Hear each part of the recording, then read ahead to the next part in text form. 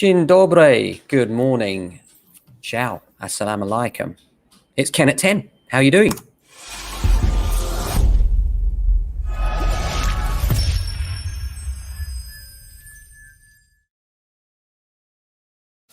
Good morning, good morning, good morning. It's blue skies and sales all the way here at JA today. How are you doing? This is Ken at 10 because it's 10 and I'm Ken.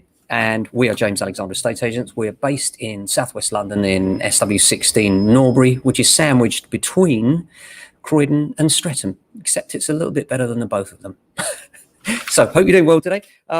In terms of property headlines, we have a few things going on. Generally in the office now, starting to quieten down for the summer period, which we expect. You know, we tend to find that it does go a little quieter at this time of year as people enjoy the sunshine, enjoy their holidays and enjoy their families. So that's to be expected. We are very busy still on the letting side. Lots of tenants out there, particularly looking for 1 and 2 bedroom properties. And London is opening up. And as it does, of course, there's more people coming back in. We've had the exodus as people are working remotely. And now as people are starting to get back to work, we're finding the opposite, that as people are moving in, so they're looking for accommodation. So the rental market is looking set to be very busy here in the outskirts of London over the next few months. A few bits of news, one from the BBC, The Times and City AM and the Mail. The Mail love a property headline, don't they? I think that, you know, they must have the head of their departments must all think, oh, I wish I was in property, because the property always seems to grab their headlines, doesn't it? UK property sales hit new record in June, it reads. And this is article saying that property sales in the UK hit a new record level in June, according to figures from HMRC. An estimated 213,120 sales were completed during the month. 230, that's a crazy amount, isn't it? And that's more than twice the total in May. And some 428,620 house sales took place in the second quarter of the year. This is the highest total for the second quarter of any year on HMRC's records. Experts say a rush to buy before the end of the stamp duty holiday fueled the boom, of course.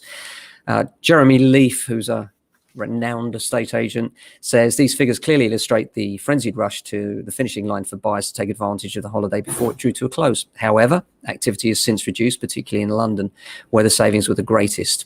Early signs are that sales will be down significantly, but we have noticed that all of our transactions, including the ones that were proceeding before, are continuing with very few renegotiations. This leads us to believe that prices will not be markedly different over the next few months. And I would echo that. That's certainly what we're finding, is that, you know, the sales that were agreed, there hasn't been a mass rush for renegotiation, and most buyers realise that the market has come on a pace since they made their offers and therefore are prepared to continue at the same level, really.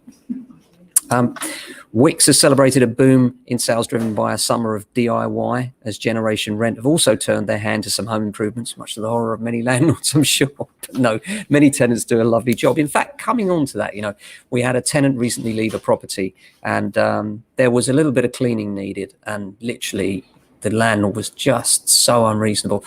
The tenant had repainted the whole flat, replaced 2 old carpets with brand new laminated floors, and the landlord wanted to deduct £500 from the deposit for cleaning. And that was just so unreasonable and unfair, you know.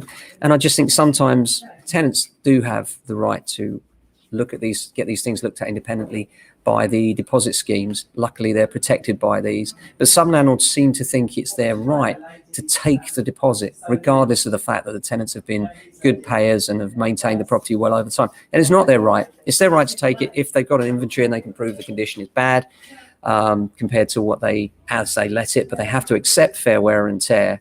And some landlords are just frankly bullies. And in that case, we just fell out with the landlord. We just thought, you know, we don't want to deal with people that aren't reasonable, aren't fair. And we felt this was very inequitable. One of the bills, by the way, was for 5 hours of window cleaning. 5 hours window cleaning in a 2-bedroom flat. Unbelievable. Just unbelievable what some people think they can get away with. But anyway, there we are. That's my rant for the day over. Apart from that, Central London changed for good for pandemic is a headline in the Daily Telegraph. NatWest chairman Sir Howard Davies has argued that the era of daily commuting is over for good, and so Central London will never return to normal. The days when 2,500 people walked in through our office door at Bishopsgate at 8:30, then walked out at 6, I think that is gone, Sir Howard told Bloomberg. His comments will come as a blow to ministers hoping that the end of restrictions would mean a return to office life. British banks, in contrast to their Wall Street rivals, are maintaining remote working and slashing office space. However, Bruce Carnegie-Brown, the chairman of Lloyds and of London and vice president of Santander, said although there would probably be permanent changes post-pandemic, the never return to normal forecast was too alarmist. And I agree with that. I think it's going to be somewhere between the two.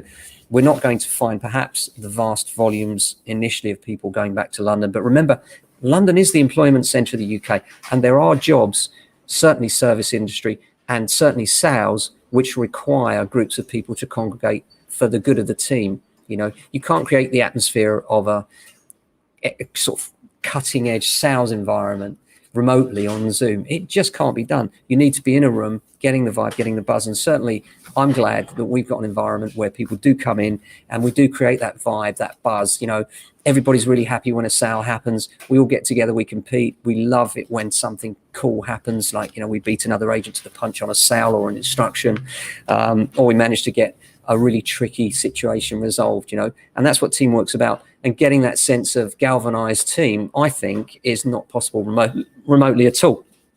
So I'm very much in favor of some return to normality. I appreciate that for some people, it's a great thing and have no problem with that whatsoever. And certainly it's green and that's all good. But I do think that London will start to see some return to normality over the next few months. It remains to be seen, but certainly hope it will. The impressions that we get from the level of people looking to rent suggests it will. And we'll keep you advised as to what's happening right here at the coalface. But as far as the property market's concerned, well, with a lack of stock available, we really are finding that every instruction that comes up has multiple buyers looking at it. We're also still retained by an investor client. You may have seen our ads on Facebook if you're watching via that channel, who has cash and is looking for houses within 15 minutes of the station here in Norbury. And they're looking to buy immediately with a view to investing long-term in the local area. And we're very pleased they are. So if you're thinking of selling, but you don't want to pay agents' fees, we may be able to help you with that. Do give us a call. And they're looking specifically for 3-bedroom houses. So if you've got a 3-bedroom, you're thinking of marketing, hold that thought. We may be able to get you away without actually going onto the market. It can all be quite low key. So hope that's helpful to you. Hope you have a fantastic day. Enjoy the sunshine. We certainly will. And we'll be back same time tomorrow with another Ken at 10. Until then, stay safe. Look after your families. We'll see you tomorrow.